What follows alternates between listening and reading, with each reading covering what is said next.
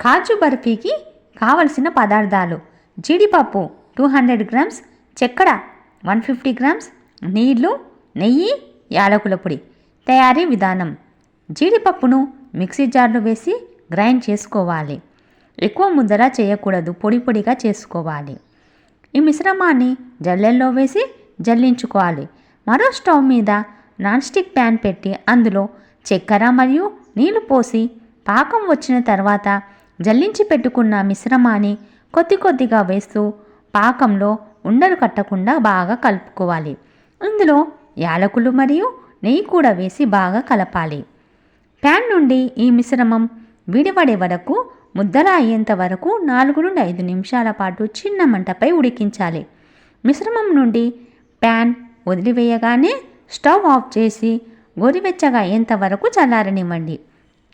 చేతికి కొంచెం నెయ్యి రాసుకొని ఈ మిశ్రమాన్ని చపాతీ పిండిలాగా కొద్దిసేపు ఒత్తుకోవాలి.